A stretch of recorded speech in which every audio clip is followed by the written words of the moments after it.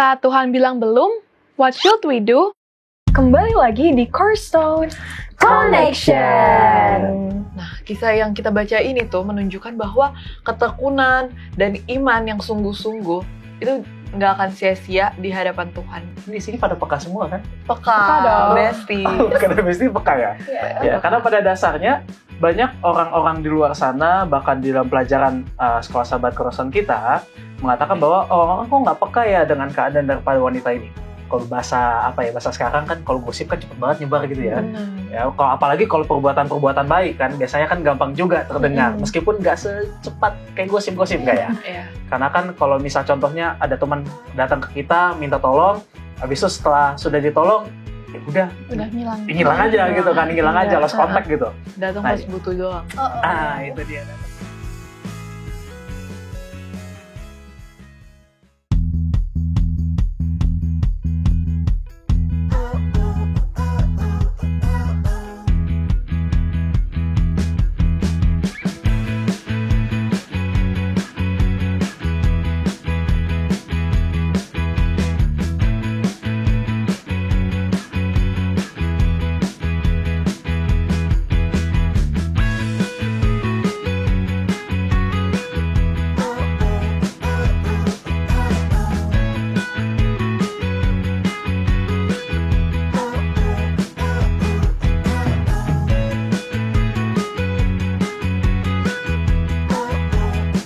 Andrea boleh minta tolong nggak bukain ini?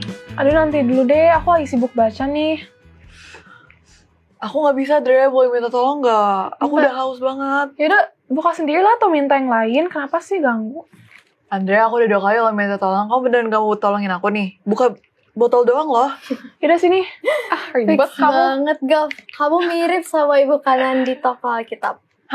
Ibu Kanaan. Iya, Aku cuma minta tolong bukain tutup botol doang loh. kamu mirip sama dia. Karena dia juga walaupun ditolak 2 kali, dia tetap percaya. Oh gitu. Wow, bisa pas banget ya sama pelajaran kita yang kelima ini. Jadi judulnya tuh Iman Orang Kafir. Terus ayatnya di Matius 15 ayat 21 sampai 28. Tetapi perempuan itu mendekat dan menyembah dia sambil berkata, "Tuhan, tolonglah aku." Tetapi Yesus menjawab, "Tidak patut mengambil roti yang disediakan bagi anak-anak dan melemparkannya kepada anjing." Kata perempuan itu, "Benar Tuhan, namun anjing itu makan remah-remah yang jatuh dari meja tuannya."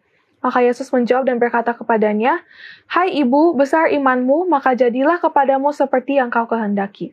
Dan seketika itu juga anaknya sembuh. Wow. Makin penasaran gak sih sama ceritanya? Iya Iya lagi. lagi. Tapi sebelum itu, buat teman-teman yang belum punya buku, kalian bisa chat ke kontak sosmed di bawah ini. Kalian bisa chat dan nanti bakal dikirim langsung sama, biar dapat buku kayak kita. Bener banget. Nah, tanpa berlama-lama lagi, kita mau masuk langsung ke ceritanya ya. Oke, Boleh. coba yang baca aku duluan ya. Oke. Oke. Lalu Yesus pergi dari situ dan menyingkir ke daerah Tirus dan Sidon. Maka datanglah seorang perempuan Kanaan dari daerah itu dan berseru, "Kasihanilah aku ya Tuhan, anak Daud, karena anakku perempuan kerasukan setan dan sangat menderita." Tetapi Yesus sama sekali tidak menjawabnya. Lalu murid-muridnya datang dan meminta kepadanya, "Suruhlah ia pergi, ia mengikuti kita," dan berteriak-teriak. Jawab Yesus, "Aku diutus hanya kepada domba-domba yang hilang dari umat Israel." Tetapi perempuan itu mendekat dan menyembah kepada dia sambil berkata, "Tuhan, tolonglah aku." Tetapi Yesus menjawab, "Tidak patut mengambil roti yang disediakan bagi anak-anak dan melemparkannya kepada anjing." Kata perempuan itu, "Benar Tuhan, namun anjing itu makan remah-remah yang jatuh dari meja tuannya." Maka Yesus menjawab dan berkata kepadanya, "Hai ibu, besar imanmu, maka jadilah kepadamu seperti yang kau kehendaki." Dan seketika itu juga anaknya sembuh. Menarik banget ya pelajarannya. Di sini ceritanya tentang Yesus yang pergi dari Tirus dan Sidon. Di sana dia ketemu sama seorang perempuan Kanaan dan datang memohon dengan sungguh-sungguh agar Yesus menyembuhkan anaknya yang kerasukan setan. Nah, iya, jadi awalnya tuh Yesus sebenarnya diem aja ya pas melihat itu. Bahkan dia bilang kalau misalnya dia sebenarnya tuh diutus cuma untuk bangsa Israel. Jadi dia nggak mau ngebantu ibu tersebut. Tapi kayak tadi yang itu kita baca, justru perempuan itu tetap percaya dan dia nggak nyerah. Dia berkali-kali kepada Yesus. Dia berkata kalau misalnya bahkan anjing pun makan remah-remah dari meja tuannya. Nah, karena imannya yang besar, Yesus akhirnya menyembuhkan anaknya saat itu juga. Nah, kisah yang kita baca ini tuh menunjukkan bahwa ketekunan dan iman yang sungguh-sungguh itu nggak akan sia-sia di hadapan Tuhan. Jadi kalau Setuju banget sih. iman kita benar-benar kita pakai dan kita percaya, Tuhan akan selalu membantu kita. Betul. Nah, sekarang tahu berlama-lama lagi kita mau masuk ke segmen Apakah Kamu Tahu? Apakah kamu tahu? Di zaman Yesus, orang Yahudi punya banyak prasangka. Apalagi terhadap orang non-Yahudi. Misalnya nih, kota-kota kayak Tirus dan Sidon itu sering dianggap jauh dari Tuhan sama orang Yahudi waktu itu. Karena di sana itu banyak kuil penyembahan berhala, pasar yang ramai, pelabuhan, dan istana-istana megah. Orang Kanaan yang tinggal di sana punya kepercayaan yang beda banget. Mereka nyembah banyak dewa. Bahkan, dewa namanya itu perempuan atau dewi, bukan dewa laki-laki seperti yang umum di banyak kepercayaan lain. Nah, karena perbedaan ini, orang Yahudi itu jadi gampang banget ngecap mereka nggak layak atau bahkan hina. Tapi yang keren, Yesus nggak ikut-ikutan mikir seperti itu. Di mata Yesus, orang Kanaan itu juga tetap berharga dan tetap layak menerima kasih serta keselamatan.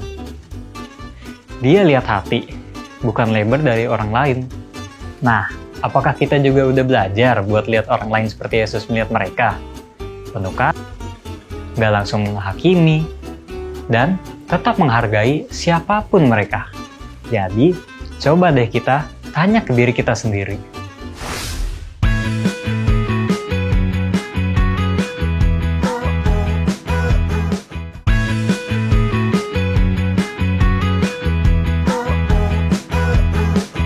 Kembali lagi di Cornerstone Connection. Program ini hadir membimbing kamu mempelajari Alkitab lebih dalam lagi. Kembali lagi nih kita bersama Pendeta Andreas Tambunan. Shalom, Pendeta. Shalom, kembar ya sama-sama ya. Iya, Besti. Gimana kabarnya nih Pak Pendeta? Baik, puji Tuhan. Kabarnya gimana? Puji Tuhan baik juga. Mantap. Oke. Nah, jadi di pelajaran kita yang kelima ini, kita bakal belajar dengan judul Iman Orang Kafir. Ayat intinya terdapat di Matius 15 ayat 21-28. Tetapi perempuan itu mendekat dan menyembah dia sambil berkata, Tuhan tolonglah aku. Tetapi Yesus menjawab, tidak patut mengambil roti yang disediakan bagi anak-anak dan melemparkannya kepada anjing. Kata perempuan itu, benar Tuhan, namun anjing itu makan remah-remah yang jatuh dari meja tuannya. Maka Yesus menjawab dan berkata kepadanya, Hai ibu, besar imanmu, maka jadilah kepadamu seperti yang kau kehendaki. Dan seketika itu juga anaknya sembuh. Nah, hari ini kita ada beberapa pertanyaan nih Pak Pen yang mungkin bisa menjawab supaya kita lebih ngerti lagi pelajaran kita Benar hari ini. banget. Oke, Nah, siapa yang mau? Mungkin dari Gavrila dulu ada Aku sih pertanyaan simpel aja ya, Pendeta. Jawaban simpel ya. Jangan dong. Jadi pertanyaan aku, apa fokus utama dari cerita ini? Kayak kesimpulan ya. Oh, enggak, fokus utamanya. Fokus utama. Oke, baik. Untuk menjawab daripada cerita di pelajaran yang keberapa nih? Lima. Oh, kelima ya, masih fokus ya. Pelajaran kelima, fokus utamanya adalah bukan pada perjalanan Yesusnya, tapi fokusnya kepada orang-orang di sekitar Yesus yang tidak melihat kondisi daripada wanita itu. Nah, sama kayak contohnya tadi. Udah dibukain belum? Udah dong, udah ya? udah nih. Udah dibukain. Thank you Andrea. Iya, itu kan berarti kan harus ada yang namanya apa sih istilahnya peka, kepekaan. Iya. Ya. Ini di sini pada peka semua kan? Peka dong. Besti. Karena mesti peka ya. Ya, karena pada dasarnya banyak orang-orang di luar sana, bahkan di dalam pelajaran sekolah sahabat Korosan kita, mengatakan bahwa orang-orang kok nggak peka ya dengan keadaan daripada wanita ini. Padahal wanita ini pun juga lagi dalam keadaan tanda kutipnya urgensi banget nih gitu ya, urgensi banget. Anaknya mati. Bener nggak sih anaknya mati? Bener ya?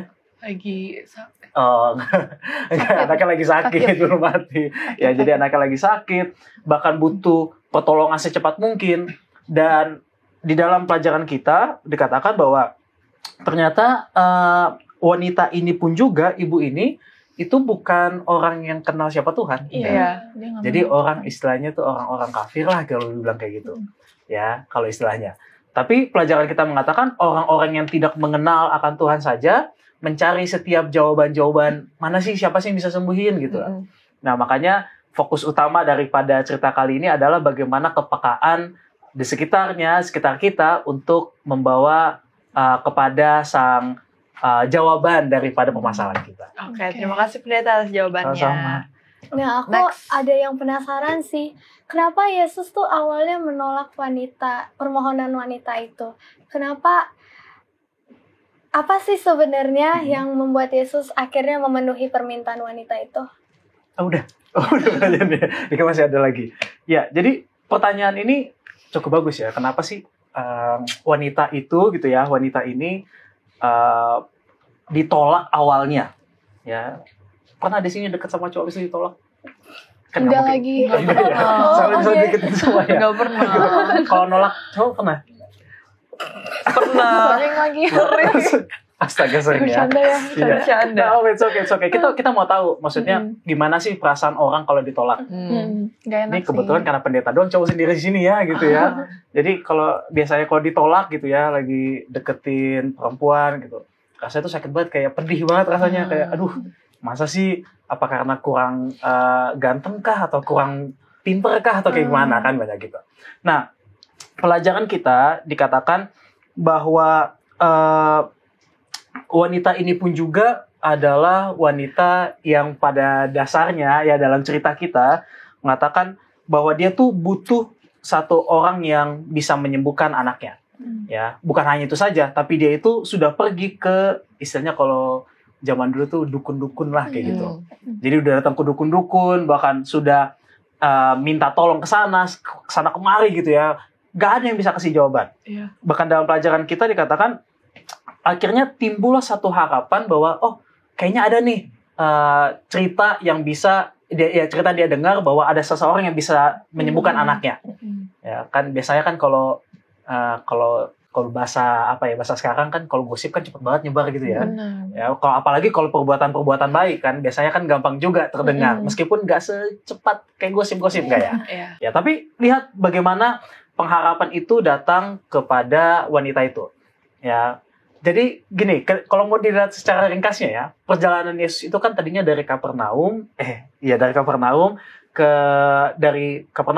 Danau Galilea, seharusnya nggak ke kota itu. Harusnya bisa langsung menuju kota selanjutnya. Tapi entah mengapa Yesus memang ingin lewat di situ supaya kasih pembelajaran bagi murid-muridnya. Nah, jadi tanpa sengaja kalau mau kita melihat bagaimana perjalanan ini, bahwa Yesus itu sengaja banget datang ke tempat itu gitu ya, untuk memberitahukan satu hal yang mukjizat yang bisa dilakukan. Ya, maka di dalam pelajaran kita dikatakan bahwa karena seorang ibu ini yang kan anaknya udah mau mati gitu ya, aduh tolong dong, kan biasa ada lagu ya, kasih ibu kepada beta tak terhingga sepanjang masa. Benar ya, sepanjang masa. Maka ibu ini pun juga merasakan hal yang serupa gitu. Siapa sih yang mau kalau anaknya mati gitu ya, kayaknya kita pun juga nggak mau kalau anak kita mati gitu contohnya. Ya, maka ibu ini pun juga pertama kali datang ke Yesus minta tolong dong Yesus gitu ya, kalau mau diibaratkan kayak sekarang lagi ketemu artis gitu, tolong dong foto gitu ya. Nih enggak ya, kalau gitu kan, kalau waktu itu tolong dong tuh anak saya mau mati. Tapi lihat bagaimana reaksi daripada murid-murid Yesus. Murid-murid Yesus katakan, Yesus, kita nih usir aja nih, ganggu banget nih. Ya, ibu ini ganggu banget nih, berisik banget. Ya, akhirnya pada saat mau diusir gitu ya, padahal Yesus katakan, saya ini mau ke mana, dibilang diutus untuk ke Israel. Betul ya? Ke Israel, diutus untuk ke Israel. Tapi entah mengapa Yesus ingin melihat seberapa dalamkah imannya iman ibu itu untuk meminta kepercayaan bahwa anaknya akan disembuhkan. Jadi teman-teman, bahwa penting sekali bagi kita pada saat ini mengetahui bahwa ternyata kita pun juga sebenarnya harus peka juga kepada orang. Contoh ya, teman-teman kita mau minta tolong kepada kita. Kadang-kadang kita lihat, ini beneran butuh gak sih gitu ya. Cek dulu kan, apa jangan-jangan hanya cuma sesaat doang, hanya untuk kepentingan diri sendiri. Kadang-kadang harus dicek kayak gitu. Nah, Yesus pun juga ingin melihat bahwa, oh ternyata kebutuhan si ibu ini benar-benar mendesak banget, dan benar-benar percaya kepada Yesus. Karena kan kalau misal contohnya ada teman datang ke kita, minta tolong, habis itu setelah sudah ditolong, ya udah hilang aja gitu kan, hilang aja, lost contact gitu. Datang pas butuh doang. Itu dia, datang pas butuh doang. Nah, Yesus nggak mau bahwa hal itu hanya terjadi one at the moment aja. Jadi itu ingin lihat bahwa berkelanjutan dan orang sekitar pun juga bisa melihat akan kejadian itu. Berarti tadi tuh sebenarnya Yesus itu lagi menguji iman ibu Iya, itu. betul. Oke. Andra, ada pertanyaan? Ada. Pasti Kalau ada pertanyaan dong. dari aku nih, kenapa sih pas saat itu orang Venesia sangat dibenci pas masa Yesus? Oke. Ini berdasarkan apa ya? Kalau ibaratkannya kan orang Venesia itu kan orang-orang yang bisa dikatakan orang penyembah berhala segala macam. Padahal sebenarnya mereka itu masih masuk ke dalam Yahudi juga, ya. Tapi entah mengapa, ya dalam perjalanan mereka gitu ya, maka orang Yahudi itu benci sama orang-orang yang akhirnya punya penyembah-penyembah berhala. Diusirlah mereka, merasa nggak pantas lah. Jadi pada saat wanita ini gitu ya, wanita ini datang kepada Yesus, maka banyak orang di situ kan ngerasa jadi risih. Ini ngapain sih orang kafir datang ke sini? Ngapain sih orang yang penyembah berhala datang ke sini? Padahal mereka sendiri, orang Yahudi pun sendiri, dalam tanda kutip, mereka pun juga tidak membantu sesamanya gitu. Maka orang Venesia pada saat itu tuh sangat-sangat dibenci keberadaannya. Karena kalau mau diibaratkan itu, mereka itu di lembah tempatnya. Jadi di lembah. Jadi di lembah setelah gunung, ada lembah, nah mereka di situ, dan tidak jauh dari kota di mana Yesus datangi pada saat itu. Jadi memang sangat istilahnya kalau sekarang gitu ya, kalau sekarang itu kayak ada suku-suku yang lain gitu kan, ada yang suku ini dan suku B, nggak mungkin ya pendeta sebutnya suku yang lain ya. Nah, ada kayak suka nih, ini suku ini nggak enak banget nih, hanya mentingin kaumnya sendiri. Ada mungkin di sini ya mungkin hanya keuntungannya sendiri, jadi kayak saling nggak suka gitu. Padahal kan semuanya punya kesempatan. Nah kayak gitu. Makasih. Oke, untuk menutup sesi pertanyaan, aku punya satu pertanyaan akhir. Oh, satu aja. Nah, apa yang dapat kita pelajari mengenai iman melalui cerita ini? Terus bagaimana sih cara kita untuk mengaplikasikan pesan moralnya dalam kehidupan kita sehari-hari? Iya, jadi kalau mau dibilang apa sih poin pentingnya, yang paling pentingnya gitu ya. Maka pembelajaran kita pada saat ini menjelaskan bahwa poin yang paling penting adalah bagaimana semua orang itu diberi kesempatan yang sama. Jadi teman-teman, kalau teman-teman Cornerstone dimanapun kita berada, merasa bahwa kok kayaknya teman-teman kita sebagian hanya privilege aja gitu ya, karena privilege jadi ada kesempatannya. Enggak gitu ya, semuanya punya hal yang sama, kesempatan yang sama, untuk apalagi kalau ketemu sama Yesus. Ya, ketemu sama Yesus kan anytime anywhere kan ya. Kapanpun gitu kan, tiap hari betul. Nah, begitu juga dengan cerita daripada wanita yang membutuhkan pertolongan ini. Ingat, wanita itu bisa mendapatkan pertolongan karena imannya nggak goyah. Ya, jadi ternyata penting buat remaja-remaja, ya pemuda-pemuda, untuk punya iman yang kuat, ya, iman yang teguh di dalam Yesus. Contohnya hari ini lagi nggak lulus tesnya nih, ya, atau mungkin lulus tesnya, it's okay gitu ya, bahwa Tuhan pun juga punya jalan yang lain gitu ya, sama kayak pelajaran kita pada saat ini gitu ya, sampai mana sih sebenarnya takaran iman kita gitu, apa takaran iman kita karena kecil aja langsung ya udahlah nggak jadilah gitu ya, pindah yang lain lah, langsung lemas, letih lesu lunglai gitu kan, atau hal yang lain gitu ya. Tapi kalau secara moralnya adalah kita perlu melihat bagaimana situasi di lingkungan kita. Siapapun orang di lingkungan kita yang membutuhkan itu harus peka. Karena kalau kita nggak peka, apakah kita akan sama seperti murid Yesus pada saat itu? Udah nggak usah ditemenin dia nih. Padahal mungkin dia itu lagi berduka, atau mungkin dia lagi butuh pertolongan, ya, atau mungkin dia juga lagi masa-masa sulit gitu pada saat itu. Kan kita nggak tahu, pendeta nggak tahu gimana kehidupan kalian kan gitu. Tapi kan kita tahu jika kita tanya gimana keadaannya, gimana kondisinya. Nah dengan hal seperti itu kita nggak akan membeda-bedakan. Jadi kayak temenan tuh kayak cuma satu golongan aja. Ini mohon maaf ya, kan biasanya kan kalau perempuan kan temenan sama yang geng-gengnya aja gitu kan ya. Circle-nya aja gitu ya. Sometimes. Sedangkan kalau laki-laki biasanya Berbaur. siapa aja gitu. aja. Kan rasanya agak aneh. Rasanya agak aneh gitu ya. Agak aneh, tapi ini yang perlu kita perhatikan bersama-sama, terutama bagi seluruh teman-teman Cornerstone yang berada di rumah maupun dimanapun kita berada ya. Jangan pernah membedakan siapapun itu ya, apalagi secara moral bahwa kita itu adalah satu kesatuan di dalam Yesus Kristus. Amin. Terima kasih banyak pendeta. pendeta.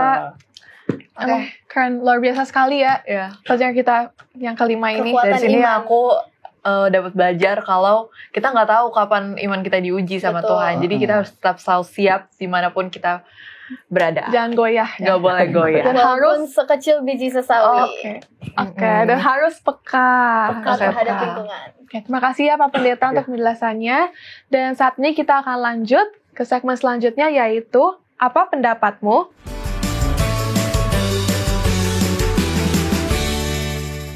Halo, nama saya Ezra, saya kelas 11, saya dari SMA Perguruan Advent 14 Bekasi. Saya Esther Michelle Siombing, kelas 8 dari Perguruan Advent 14 Bekasi. Nama saya Judi Damari Siombing, saya dari Perguruan Advent Bekasi, saya kelas 11.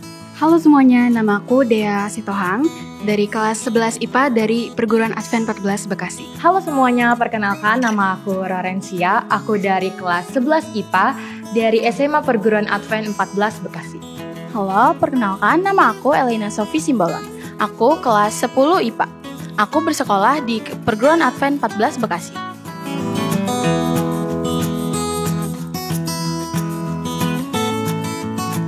Aku pernah menilai seseorang dari penampilan atau latar belakang saja.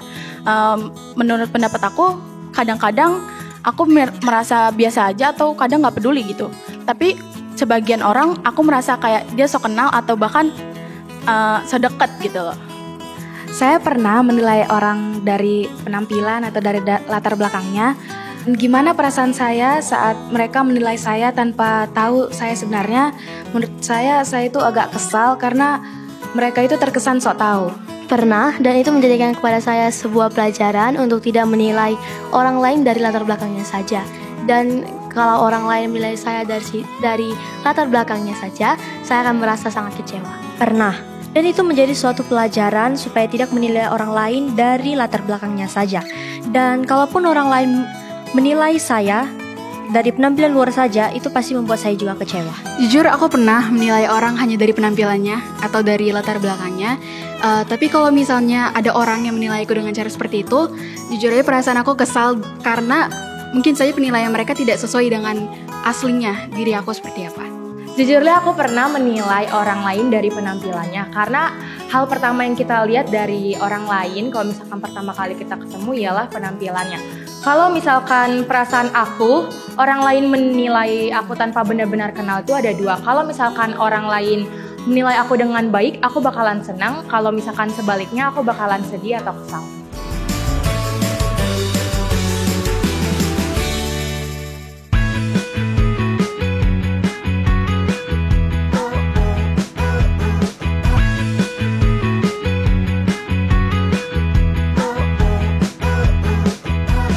Kembali lagi di Cornerstone Connection. Jadi tadi kita udah dengerin jawaban-jawaban dari teman-teman kita. Sekarang kita akan mendengarkan dari kita sendiri. Oke. Dari pertanyaan itu gimana nih reaksi kalian kalau kalian menghadapi momen seperti itu? Nah, kalau aku pribadi sih aku nggak pernah ya Kak nilai orang dari penampilannya atau dari latar belakangnya. Nah kalau misalkan itu terjadi sama aku, pasti kita semua bakal ngerasa sedih. Cuman ya mau gimana lagi, kita nggak bisa ngekontrol pendapat orang, kita nggak bisa ngekontrol pemikiran orang. Jadi kayak kita doakan saja. Aku mirip-mirip sih sama dia. Aku gak pernah lah ngenilai dari luar aja. Harus udah kenal banget baru, oh ternyata gini orangnya gitu. Terus kalau misalnya aku digituin juga pasti ngerasa kayak sedih. Dan apalagi kalau nilainya ternyata jelek gitu ya. Yang kurang baik pasti kan kayak ngerasa, ih kok gitu ya gitu kan. Aku juga sama kayak kalian, aku gak pernah. Dan kalau misalnya itu terjadi di aku pasti kaget dan sedih. Kalau pendeta gimana nih? Gimana? Pernah pasti. Pernah. Nggak mungkin enggak gitu Iya, ya. Maksudnya pasti pernah juga nilai orang dari penampilannya gitu kan. Ini kayaknya galak nih kayaknya kan. Galak banget kayaknya. gitu. Wah, ya langsung nilai orang kayak Jutek gitu. gitu Jadi ya. jutek gitu kan. Akhirnya nggak mau sapa gitu contohnya. Ya, tapi kalau terjadi juga sama pendeta ya pendeta pasti sedih juga. Sedih. Oke. Nah, dari pelajaran ini kira-kira apa sih Pak Pen kesimpulan yang bisa kita ambil? Baik, menjadi kesimpulan kita di pelajaran yang kelima ini tentang iman orang kafir adalah satu pandangan cerita bagi kita semua bahwa ternyata untuk dapat memiliki iman sama seperti wanita itu butuh yang namanya iman yang teguh, yang tidak goyah.